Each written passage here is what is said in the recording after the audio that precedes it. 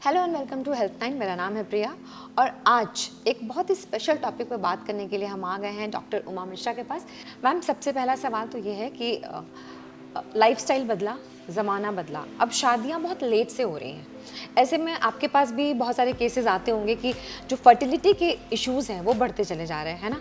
पहले वो जो एज होती थी शादी की वो इंक्रीज़ हो गई। ऑब्वियसली जो वुमेन है वो करियर ओरिएंटेड हो गई है, पढ़ाई उनकी उस तरीके से होती है, थोड़ा सा लेट मैरिजेस हो रहे हैं। तो इसकी वजह से जो फर्टिलिटी के इश्यूज़ आ रहे हैं उनको कैसे दूर किया जाए? This is a very valid question Priya. Normally पहले शादियां जल्दी टाइम पे होती थी, बच्चे आराम से हो जाते थे, इश्यूज़ नहीं आती थी। आजकल की लेडीज़ करियर ओरिएंटेड है, they focus more on their building up their career and all. तो पहले पढ़ाइयाँ चलती हैं, फिर शादी अपना करती हैं, करियर देखती हैं, उसके बाद they come to planning their motherhood. अच्छा। तो उस समय इश्यूज़ ऑब्वियसली ये सब कुछ करते हुए आपकी एज तो आगे बढ़ी जाती है एंड डिफ़िकल्टीज़ भी आती हैं, क्योंकि फर्टिलिटी की एक लिमिट होती है and as you approach 40 fertility starts declining rapidly. तो बेस्ट तो हम कहते हैं कि भाई टाइम रहते आप प्लान कर लो, बट इन केस जो नहीं कर पाए अपने करियर एंड ये सब चीज़ों में फोकस करते हुए नहीं कर पाए, तो उनको हम कहते हैं कि at least maintain a healthy lifestyle.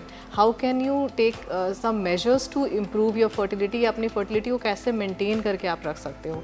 Obviously first thing is कि don't delay your child bearing for long. मतलब ठीक है, बहुत ज़्यादा डिले मत करिए अगर बहुत ज़्यादा मजबूरियां ना हो तो, बट इन केस आप नहीं कर पा रहे हैं तो एटलीस्ट अपने सेहत का ध्यान रखिए। Take healthy diet. डाइट सबसे बड़ा इंपॉर्टेंट रोल प्ले करती हैं। So diet rich in antioxidants, जो कि आपकी एग्स एंड ओवरीज की फिर हेल्थ का ध्यान रखती हैं।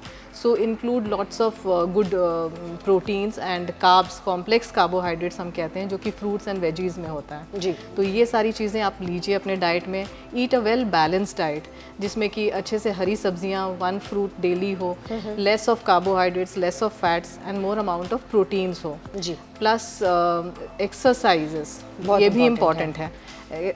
Do regular exercise daily and maintain a good like weight जितना ज़्यादा आपका रहेगा वो यूजुअली प्रॉब्लम्स कॉज करता है। तो अपना वेट का ध्यान रखिए।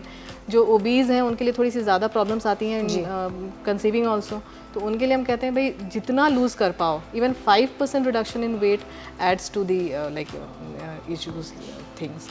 सो these are the things they can try. So एक हो गई डाइट, हो गई एक एक्सरसाइज हो गया, प्लस अगर कभी इश्यूज आ रही हैं तो दे should be in touch with their gynaecologist. अपने वहाँ के डॉक्टर को ज़रूर विजिट करें, देखें कि हाँ कुछ इश्यूज़ तो नहीं आ रही हैं, जो कि हम नॉर्मली कुछ ब्लड टेस्ट करके देख लेते हैं।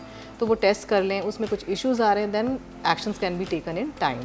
तो there are so many fertility drugs also, जो कि हम अगर लगता है कि हाँ ठीक है प्रॉब्लम्स आ रही हैं तो we can put the patient on those drugs also. तो ये सारी चीज़ें उसमें हैं। तो मैम, एक बड़ा ही इंटरेस्टिंग सा टर्म है जो आजकल इंडिया में भी काफ़ी ट्रेंड कर रहा है, एग फ्रीजिंग। राइट। तो जो लेट मैरिजेस हो रहे हैं, अगर उनकी फर्टिलिटी में इश्यूज आ रहे हैं और वो अभी बच्चा प्लान नहीं करना चाहते, मे बी कोई फैमिली प्रॉब्लम होगी या कोई फिनेंशियल प्रॉब्लम होगी, जो भी प्रॉब्लम्स हैं, तो क्या एग फ्रीजिंग एक अच्छा ऑप्शन हो सकता है? बिल्कुल। अगर आपके पास टाइम नहीं है, आप बिज़ी हैं, कुछ भी करके आप नहीं मैनेज कर पा रही हैं कि अभी प्लान नहीं कर सकते हैं and you are already nearing like 35 and all, तो फिर प्लीज़ आप गो टू योर डॉक्टर, मिलिए उनसे, प्रॉब्लम्स डिस्कस करिए कि अभी हमारे प्लान्स नहीं है, 2-3 ईयर्स हम अभी नहीं कर सकते plan, then egg freezing is a very good option. आपके एग्स नॉर्मली IVF वाले लोग कर लेते हैं, so this can be done. हम इंजेक्शंस दे के ढेर सारे एग्स बना के वो एग्स निकाल के हम फ्रीज़ करके रख लेते हैं। Women is then free to do her thing, अपना लाइफ में अपना सब चीज़ सेट करे। When they are ready to have a baby, they can have a baby with those eggs. तो then it will be through IVF only, but then at least option है ना, possibility तो है। Exactly. So this is a very good option and women awareness बहुत कम है लोगों में, बट आजकल काफ़ी ज़्यादा अवेयर हो रहे हैं ग्रेजुअली, तो ये ऑप्शन एक अच्छी ऑप्शन है। ओके। तो जो वुमेन तैयार नहीं है अभी बच्चा प्लान करने के लिए, वो ये ऑप्शन अपना सकती है, राइट? बिल्कुल। अच्छा, इसके लिए किस तरीके की लाइफस्टाइल होनी चाहिए? कुछ खास प्रिकॉशंस लेने पड़ते हैं? You mean for egg freezing के लिए? एग फ्रीजिंग देखो, eggs, every woman is born with fix number of eggs, right? ठीक है, एंड जैसे पीरियड साइकिल शुरू होते हैं उसी एग रिजर्व में से एग्स हर साइकिल में निकलते रहते हैं। तो वो एक फिक्स्ड रिजर्व है जिसमें से every month they keep taking the eggs out, तो वो रिजर्व डिक्लाइन होता रहता है। तो ये एक टाइम आने पे जब आप राइट टाइम पे हो, मान लो वही मैंने बोला ना 35 के अराउंड आप हो एंड यू आर गेसिंग कि भाई अभी मुझे और 2-3 साल लग जाएंगे, तब आगे चल के इश्यूज हो सकती हैं, then that is the time कि वो डिसाइड कर लें और एग फ्रीज कर लें। और मीनवाइल हेल्दी लाइफस्टाइल तो अडॉप्ट करनी ही करनी है, वो तो किसी भी एज के लिए दैट इज़ हेल्पफुल। राइट तो ये अल्कोहल स्मोकिंग मैंने is ऐसा सुना है कि ये उसके पहले क्विट करना पड़ता है एक लंबे टाइम तक। बिल्कुल, अल्कोहल एंड स्मोकिंग दोनों ही नेगेटिव फैक्टर्स हैं for egg quality and egg numbers, दोनों ही। और इवन प्रेगनेंसी कंसेप्शन के लिए भी, प्रेगनेंसी में भी if you are trying for a pregnancy तभी भी हम कहते हैं कि भाई ये चीज़ें बंद करो। मतलब इवन ऐसा कोई डेटा है ही नहीं कि वो जो कह रहा हो कि भाई small amount of alcohol is also safe to be taken during pregnancy. Right. So it's better कि जब आप प्लान करने जा रहे हैं या इवन फॉर एग फ्रीजिंग, जब भी एग्स आपके बॉडी से निकलने वाले हैं for conception part, then please stop drinking and smoking. Ma'am एक और क्वेश्चन है जो इंटरनेट पे बहुत ज़्यादा सर्च किया जाता है, मुझे लगता है शायद बहुत सारी फीमेल्स इससे परेशान होंगे और आपके पास भी बहुत सारे केसेस ऐसे आते होंगे।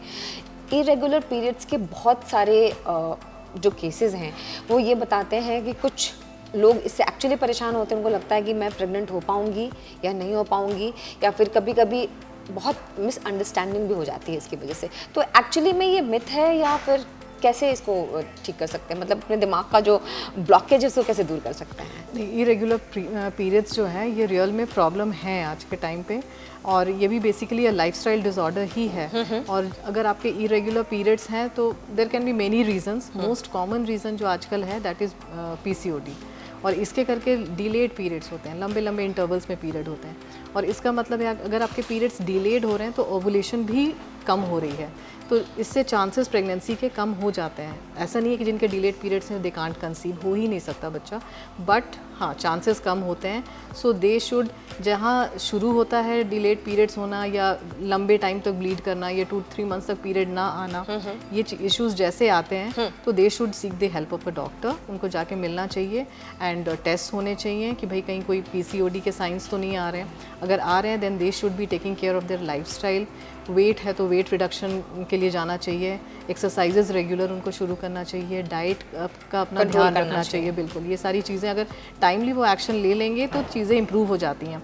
और फिर भी अगर नहीं हो रही हैं तो फिर हमारी हेल्प की ज़रूरत पड़ती है, then we put them on hormonal pills and make them regular. Okay, thank you so much ma'am, इतनी आसानी से आपने कितनी डिफिकल्ट क्वेश्चंस का आंसर दे दिया।